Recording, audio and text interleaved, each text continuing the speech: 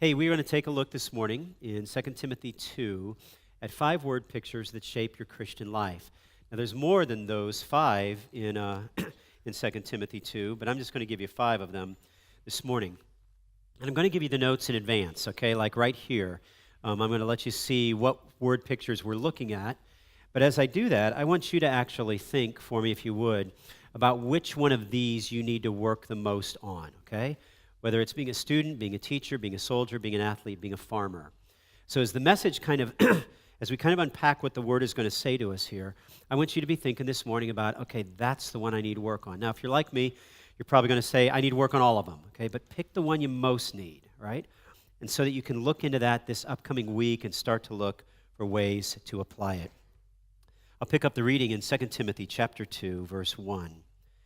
You then, my child, be strengthened by the grace that is in Christ Jesus, and what you have heard from me in the presence of many witnesses, entrust to faithful men who will be able to teach others also. Share in suffering as a good soldier of Christ Jesus. For no soldier gets entangled in civilian pursuits, since his aim is to please the one who enlisted him. An athlete is not crowned unless he competes according to the rules. It is the hard-working farmer who ought to have the first share of the crops. Think over what I say, and the Lord will give you understanding in everything. So there it is. 5 word pictures: a student, a teacher, a soldier, an athlete, a farmer. And each of them portray for us something slightly differently. The first one is going to portray humility. The second one, responsibility. The third one, a singular focus. The fourth one, perseverance. And finally, patience. So let's just take a look at those together. Now, I find the student picture actually in 2 Timothy chapter 2, verse 2. And if you weren't familiar with how Paul is speaking to Timothy, you might miss this one. But here's what he says: You then, my child, be strengthened by the grace that is in Christ Jesus and what you have heard from me. Okay? Now, we're going to look at another passage here in a second to kind of confirm that. Well, let's do that now. Philippians chapter 4, verse 9 captures that same word again. What you have learned and received and heard and seen in me, practice these things, and the God of peace will be with you. So the thing about being a student, an effective one, is that you need to recognize you need to be listening or engaging. I remember a number of years ago that a teacher walked into their classroom. They went to the chalkboard, and they wrote on the chalkboard, apathy and ignorance. And then they sat down. Students all slid into their seats, crossed their arms. The teacher said, this is the problem with students today, apathy and ignorance. Right? And one of the students looked at the other and says, what do those words even mean? And the kid said, I don't know and I don't care. Okay, you'll figure that out a little later, all right? Here's the point. The first part about being a good student is that you need to care and you need to know what you don't know, right? And that's why you're listening. That's why you're learning. If you don't realize how much you don't know, you'd never really want to learn. And I love the way Paul unpacks this in Philippians 4 because he uses that same word. Here he's speaking to the Philippians, but earlier in Timothy, he said, Timothy, what you've heard from me. Remember, what you've heard from me. And just notice how we unpack this, if we could. Like a student, practice humility. Look at this. What you've learned, see the action words, received, heard, seen, practice. Let's just talk about those briefly. Learned. You haven't learned it if you cannot live it. The Greeks and the Hebrews had a different way of looking at what generated understanding. The Greeks said, listen, if you can quote it, you've learned it, okay? But the Hebrews said, that's not the way it works. If we can't live out what we've learned, then we haven't learned it, okay? In other words, if we're not able to apply, then we haven't learned very well. So here's how I want you to think about learning. If you haven't learned it, you cannot live it. Now, that's not meant to discourage you. What you want to do instead is say, okay, I want to live it, so I'm paying attention. Therefore, if you have a particular struggle with anger or anxiety or whatever that might be, just Google, what does the Bible say about it? I just did that this morning on something.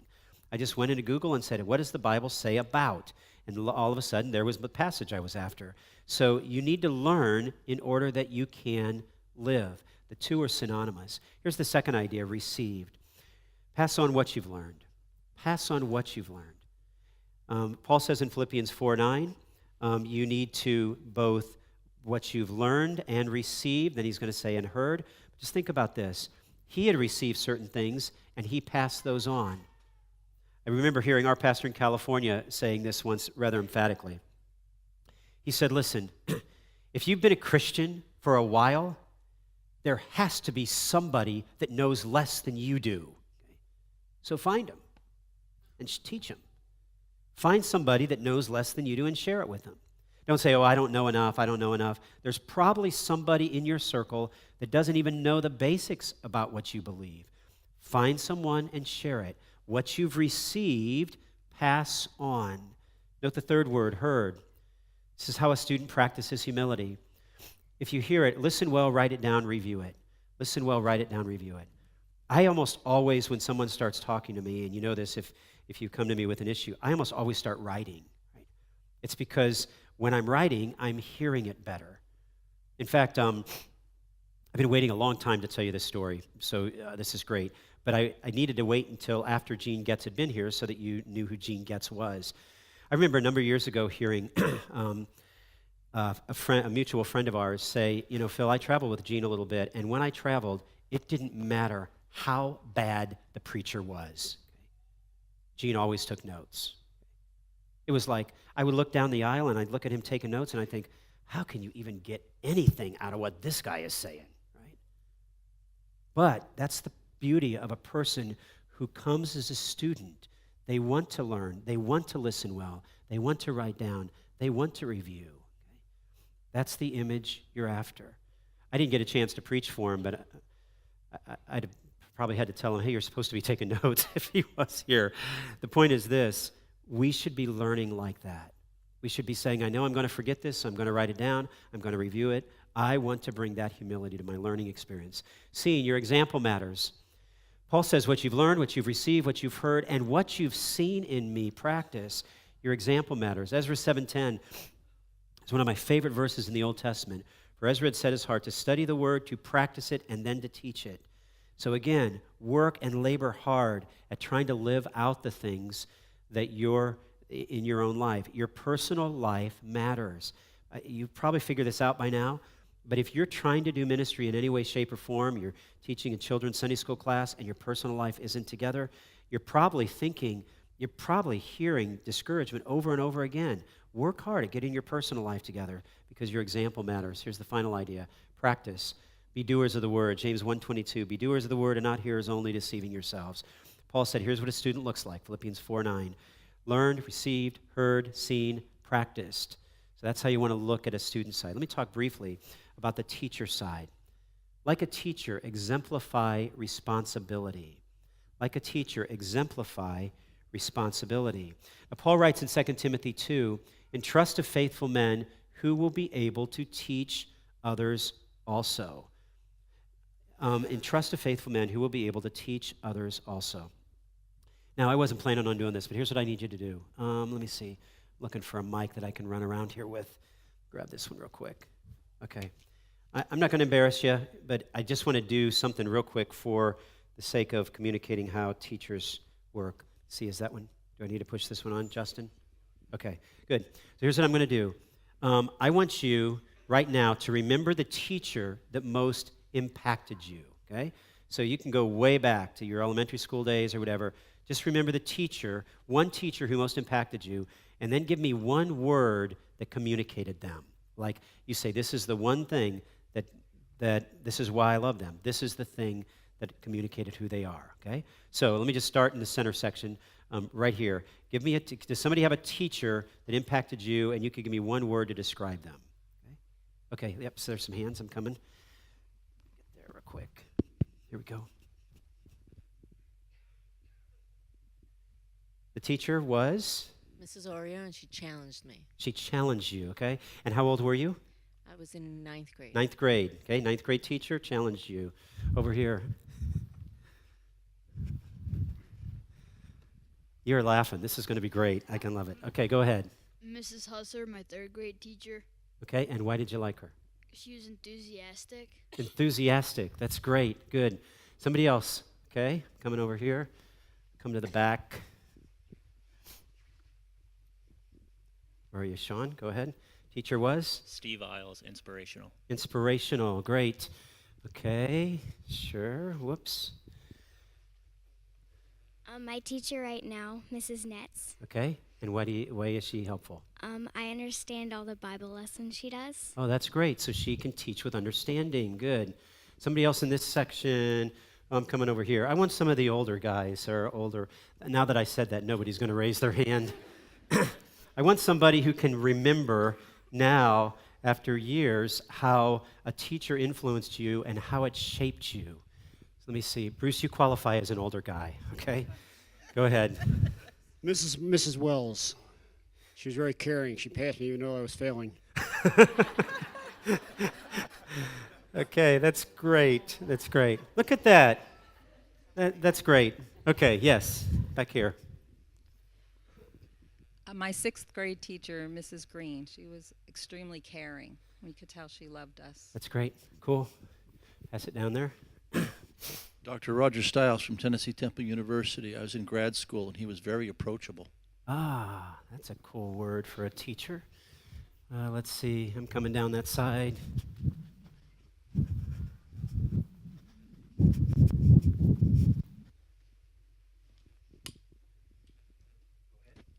Dr. Irving Jensen, he had written hundreds of books, and he was incredibly humble in spite of that. That's interesting.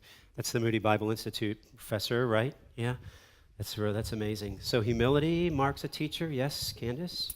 Mine was Mrs. Newman. She was my fourth grade teacher, and she was really patient. Ah, great. Go ahead, Greg.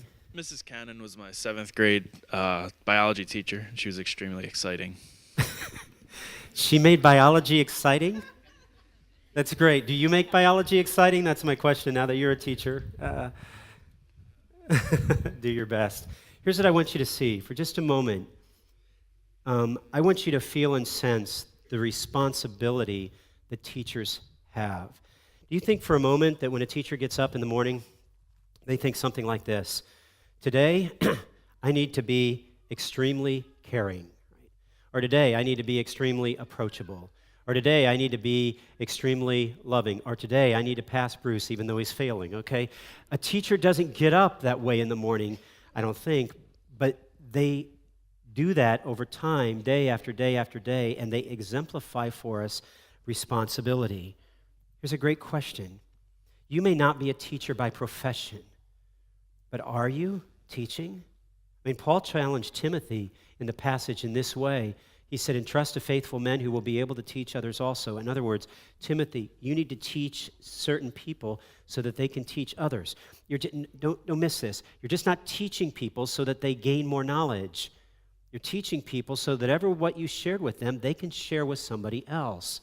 That's the responsibility word. It's a great word. Now, I have two other qualities here that I have no notes for, so you're just going to have to kind of follow with these individuals as they share, because I've never been a soldier, but I've met some men and women who I stand in awe of in that regard, and I've never been an athlete at the highest level. I mean, I played around with sports a little bit, but training at the highest level is something else entirely. So I've asked two of our folks this morning who are in that category. I'm looking for you, Jeff, coming up here if you would, and Sean, if you could come on up here, because when the Bible uses this word picture, it struck me that maybe if I could have a soldier share and if I could have a athlete share, that we might see something even additionally in it. Let me see, what did I do with that mic? Oh, front pew, okay. That's great. Thank you. So coming up here, I'm going to let you guys introduce yourselves here first, if you would. We'll start with you, Jeff. Jeff George served in the Army for how many years? My name is Jeff George. I served in the Army for 8 years. Okay. And talk us a little briefly through your tour of duty, the various tours of duty that you took with the 101st Airborne. So I came out of college and went to flight school and was a medevac pilot. Did a couple assignments and then wound up spending 4 years in the 101st Airborne Division, most of which as a division staff officer, a medevac pilot, and then my last year and a half was commanding a company that was essentially a small mobile hospital. Wow. So which is that the group that you took up through the desert? Talk them through that if you could. Yes, so we deployed. I was a medevac pilot, and we wanted to stay at Fort Campbell. And for those of you that know my wife, I'll say we wanted to stay at Fort Campbell. But this party, we had other things in mind, but we did love our church and loved our home and wanted to stay there. So I interviewed for this command, which I was totally unqualified for, and was selected. And 7 days later, we were packing our stuff to go to Iraq. And I crossed from Kuwait into Iraq on the second day of the 2003 invasion into Iraq. You were a captain there, correct? I was a company commander, a captain, and led a convoy of all sorts of vehicles. Not flying, by the way. Okay. First time in a convoy, by the way. Tell them that story briefly about how you guys were like following GPSs and you were saying turn to the left, turn to the right, because you're out in the middle of a desert, right? You know all these stories, don't you? I remember them. That's yeah, exactly right. So I was asked to lead this convoy and said, sir, I've never been on a convoy. And they said, okay, you got it. And so we got to the sort of the border of Kuwait and Iraq and started to go forward across what they call the line of departure and drove for 3 days essentially without stopping at a blitzing pace of about 17 miles per hour. Through the middle. There's no roads. There's no roads, right? There is nothing to see but sand. And so literally navigated, although they gave us maps that were essentially blank sheets of paper with a line on them. And I just stared at a GPS where the grid coordinates moved. And you knew if they were going positive, they were going north on one side, and if they were going positive on the other, they were going west. So I literally was staring down, telling my driver, turn a little more to the left, turn a little more to the right, and leading 65 trucks. And you got there. And we got there. Which is great. The text says, if we note it, share in suffering as a good soldier of Christ Jesus. No soldier gets entangled in civilian pursuits, since his aim is to please the one who enlisted him. So if we've never served, for those who have, we're really, really thankful for you and appreciate your service. But for those of us who haven't, walk us through what is different when you're living doing a tour of duty in Iraq that doesn't necessarily, what does suffering look like to a good soldier? I think, at least in those stages, you can imagine very austere environments where there's no access to phones and internet, and there's no warm cooked meal, there's no showers, there's no bathroom facilities. It's the highest level of suffering I think most of us are used to here in New Jersey, but probably I guess from my own experience would say that the hardest is for a soldier, especially in a commander's role, not having someone, or not having maybe the people you're used to around you to kind of put your arm around them and say, like, help me through this, help me deal with this. So not that I didn't have relationships, and maybe in my case it was slightly different because I took command of this unit literally 7 days before we were deploying. But you just don't have, your spouse or those people that are closest to you around you. Wow. It's a great reminder of what our men and women in service go through that we just kind of take for granted when we're here. It wasn't the physical kind of difficulties or those challenges. What you're saying, Jeff, is it was far more the fact that you were pulled out of the relationships that you had. Yeah, physical challenges, being in the military are just a part of everyday life. We pride ourselves in courage and toughness, and so, a physical challenge of of getting very, very, very little sleep, maybe not having all the food you wanted, that's just a normal part of life. But for the most time, you're coming home and you're able to call your spouse or call your dad or somebody and work through something. But when you're in the middle of the desert, it's you. And as a commander, I certainly wasn't going to go complain to my soldiers like, hey, this really sucks, doesn't it? That's just not what a leader does. So there was times it was very difficult. Yeah. Wow.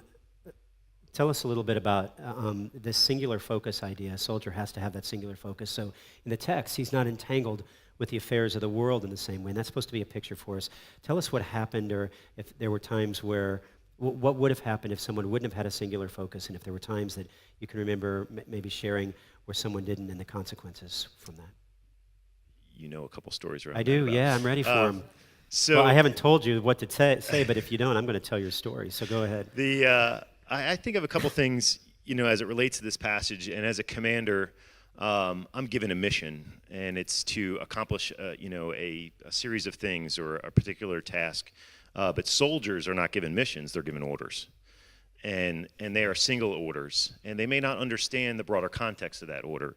But but they follow that in a obedient and disciplined way out of reverence for the unit and for the commander in a lot of terms. So as I read this text, which was texted to me yesterday, I really did think about the singular focus. You know, was different for me because it was definitely not a singular focus, as opposed to my soldiers who was, just given an order, like, you will do this.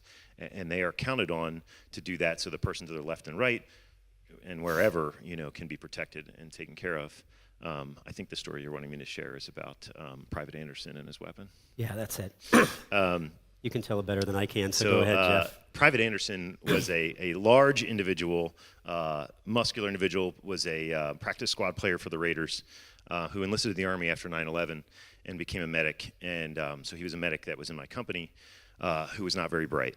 And he had a tendency to leave his weapon laying around and lose his focus on that. And we were in an environment where there was a lot of Iraqi civilians and just people walking around, but it's just, you just never as a soldier leave your weapon laying around anyway. But I would walk through my hospital. I had about 110 soldiers, all kinds of stuff, x-ray and surgical capabilities, dentists. And but at the end of the day, somewhere around 10, 11 o'clock at night, I would walk through my unit area and just kind of, make sure everybody was where they were supposed to be. And one night I found this army blouse, and it had this pointy tip to the blouse. And I realized exactly what that was a weapon underneath the blouse. And I didn't even have to look at the name on the blouse. I knew exactly whose it was. And so I just slid the weapon out, left the blouse almost looking like there was still a weapon in there, and brought it back to my tent. And I don't know if I should share all this, but because people might judge me, but so the sergeant said, you're the one in charge. You can do whatever you want. Go ahead. We had to instruct in the discipline of orders, but the sergeant of that soldier came to me and said, sir, Private Anderson misplaced his weapon. And I said, wow, misplaced, did we look for it, and all the things that you would ask your son or daughter, and where did you last have it, all that stuff. And then I said, well, why don't you, before I go to battalion, let's take another hour and look for it. And they came back. So at this point, it's probably 1:30, 2 o'clock in the morning. And I said, well, listen, again, before I go to battalion, I know what they're going to tell us. So why don't we break down every tent in every vehicle and every cot and pack it all up as if we're leaving here. And so you can imagine about 50 tents, 110 soldiers packing every bit of gear that they've had for 6 months in the middle of the desert onto the back of trucks as if we were going to roll out. So about daybreak, they finish and say, yes, sir, we still haven't found it. And that's when I tell them, and I've made this beautiful sign that was out of a cardboard box that said, I will maintain weapons accountability. And I gave the soldier his weapon and the sign and made him stand out front of the compound that we were at in about August of in Iraq, which was pretty hot. And so when you stand outside the compound, you have to be in all of your battle gear. And I think he drank 4 gallons of water standing out there for a couple hours. And but he probably never forgot his weapon again. Well, he never forgot his weapon again. And as a commander, to me, it was more not necessarily about him, but about his soldiers who didn't look out for him, because I probably wasn't the first person that saw that weapon sitting there. And he may have forgotten his weapon, but I assure you that his soldiers covered up for him and made sure that that didn't get laid around again. So I think the idea is this, that when there is a misplaced singular focus, bad things happen. And therefore, the commanding officer says, listen, you're going to learn the discipline that you got to be singularly focused, right? Yeah, absolutely. That's great. And Jeff, I'm glad you're not in my house, because I forget. I couldn't even find the mic this morning when I got up here. I can see it. You're going to give me a cardboard sign. I will maintain technical accountability. Okay.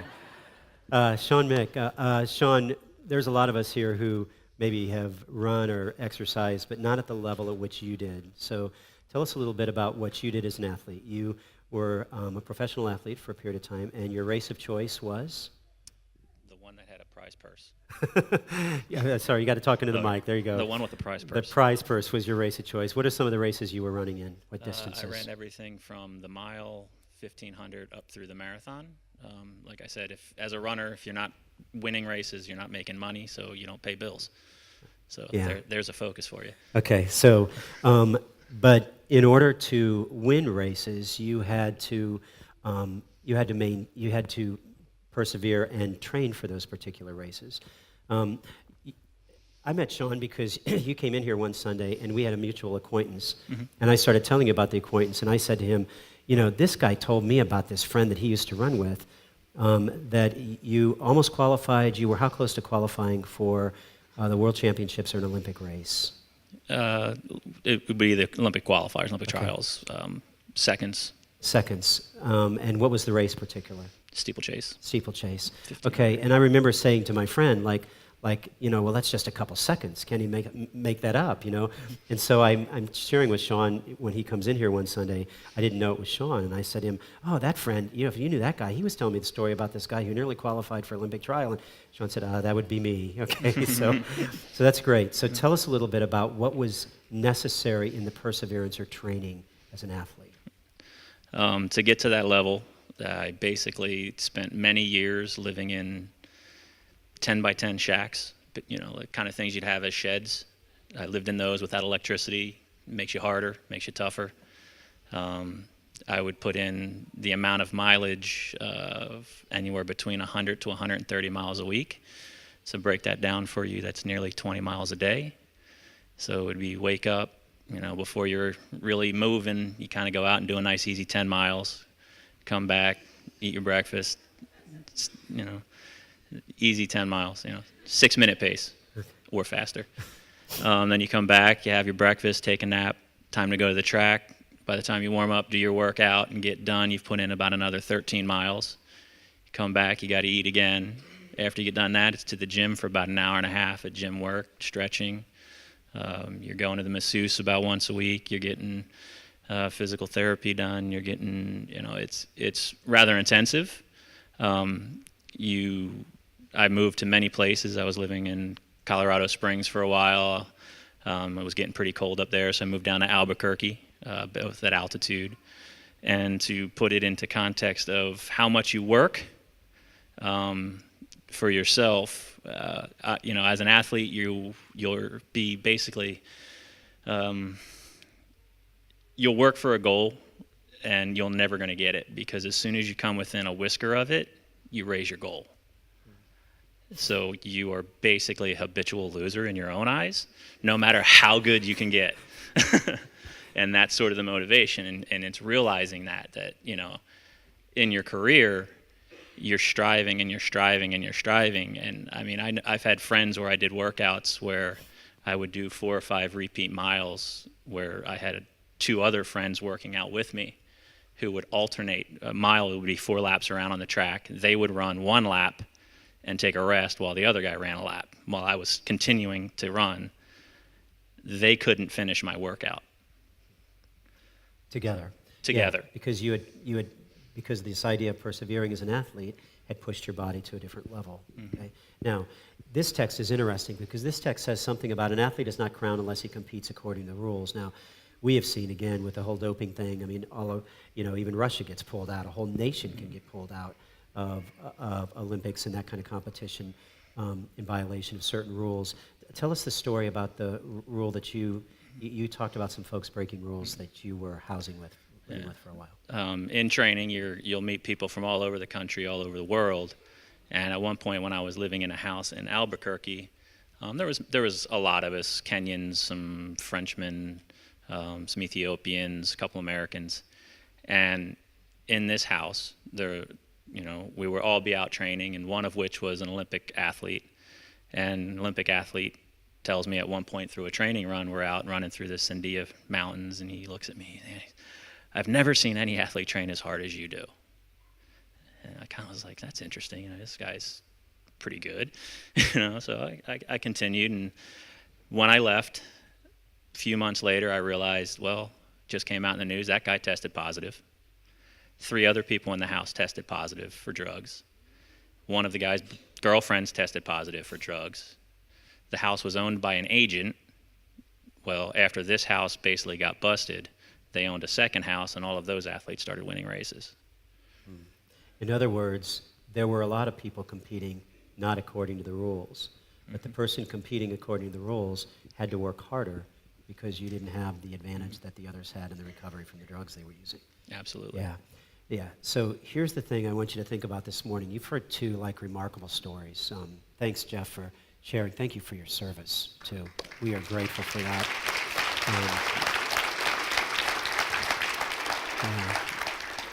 Um, you know, and I hope, this is a tangent, but I hope folks have heard a little bit more of the sacrifice that is required when a man who is a father and a husband leaves and serves, or a woman who shares in that capacity leaves and serves. Thanks for introducing us to that part.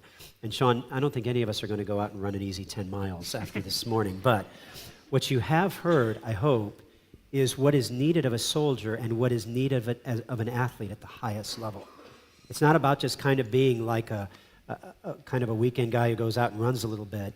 When God uses these terms, he uses these terms to say, listen, these are soldiers with singular focuses, or other people die. And when he uses it as an athlete, he says, listen, this is an athlete who perseveres, who endures, who makes sacrifices. These are great questions for the Christian to ask themselves regarding if their faith, if they have that level of commitment in their faith, or if they're just kind of saying, well, I don't really see it that way. These are critical pictures. Thanks, guys, for sharing this morning. Jeff, Sean, thank you.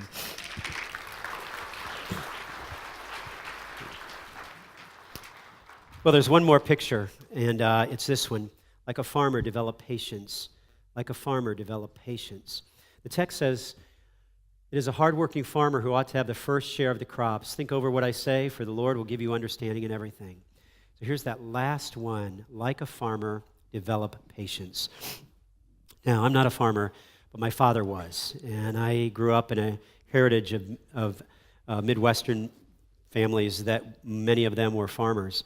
And I can still remember my dad was a school teacher too, but he never, even after he was teaching for a while, he never really lost his love for seeing things grow. And I remember that because when I was a child, he would come out and say, hey, you got to come see this. And he'd take me out, and he'd have me place my cheek down on the ground because he said, look, it's all growing.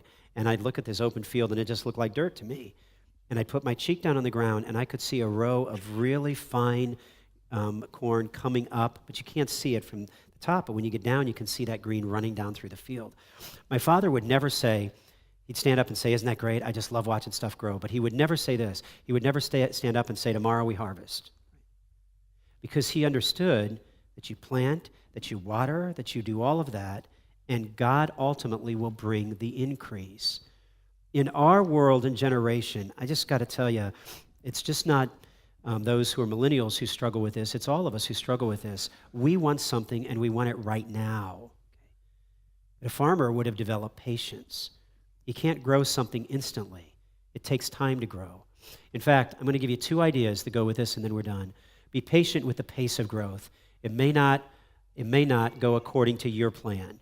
Be patient with the pace of growth. It may not go according to your plan. And this can be applied both to you when you say, I just want to grow faster. It may be applied to you. It may be applied to someone you're working with. In either way, you have to be patient. Philippians 1:6 says, for I am confident of this, that he who began a good work in you will be faithful to complete it at the day of Jesus Christ. In other words, God is bringing his work in your life and in the lives of others to completion. We just want it now, okay? But you got to be patient. But you also need to be patient with the cause of growth. You are not the cause, God is. My dad never misunderstood that when the corn was growing or the soybeans were growing, he never said, look what I did. Okay? All he did was put it in the ground. And he had to do that at the right time, and he had to do it in labor to do it. He had to harvest it at the right time. But it is only God that causes the growth. Whatever spiritual growth needs to take place in your life or in the life of another that you're working with, you need to know this. It's God that's causing the growth. You're not the cause. Moms and dads, when you're working with your kids, don't think you're the cause of the growth. That's why Paul said in 1 Corinthians 3, one watered, one planted, but it is God who gives the increase. Only God can grow it. Only God can grow it. I had a chance this weekend to go to a funeral out in Morton, Illinois. I have an uncle on my dad's side who passed away, lived up to be in his 80s. And I had a chance to really see this idea of a farmer as patient and what can happen if you and I develop the kind of patience that a farmer would have. My Uncle Bob was a farmer at first.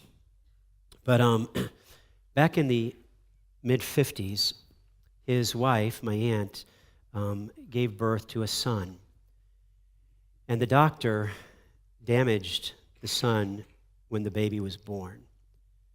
And so Kent would have some severe mental handicaps and would struggle with some severe retardation, not as a result of anything that he had been born with, but as a result of the doctor doing the damage when he was born. The farmer in Bob continued to be patient now with his son. In fact, my mom told me the story that when I was young, when we were back at the funeral together, she said, Bob said, "Hey, you mind if I take Philip out to the barn?" And I was like 5 or 6. And he said, and my mom said, "Your dad said to him, if you do, expect him to ask you a lot of questions." Okay. And my Uncle Bob said, "It would be a joy to answer a small boy's questions." Okay. So I just want you to see, here is a man who could have done anything but be patient. But instead his life would be shaped out differently. In the 1970s, because he had learned to be patient with his own son, he founded a home called Life Point for those who experience severe mental disabilities. And I was just going to read you a portion of his obituary. He felt called to serve in another area and became the administrator of the Apostolic Church Home for the Handicapped, presently known as Life Points, from 1971 to 1994. He worked diligently to help the residents obtain dignity, rights, loving care, and opportunities they had not known before. I was pondering that. Here is a man who could have been frustrated with what his life had played out for him. But instead, he chose to trust God with it and develop patience with his son that would enable him to demonstrate patience with a whole host of other people who were in a similar condition to his son. And I was just pondering that at the funeral because I was sitting there thinking, nobody thinks when you experience a setback in life or a difficulty in life or a challenge in life, nobody thinks of the next 30 or 40 years. Nobody thinks how God might be redirecting your life. But if you had grown up being a farmer, being patient, and you transferred that patience to your son, then you may actually transfer that patience to another number of other people who you also could help as well. 5 pictures for all of us: a student, a teacher, a soldier, a student, a teacher, a soldier. Let me see if I can get there for you. Here you go. A student, a teacher, a soldier, an athlete, a farmer. Which one of those pictures do you most need to work on? Do you need humility, responsibility, singular focus, perseverance, or patience? Choose one of those this morning and say, okay, that's the one I want to work on this week, that God might shape me in my Christian walk.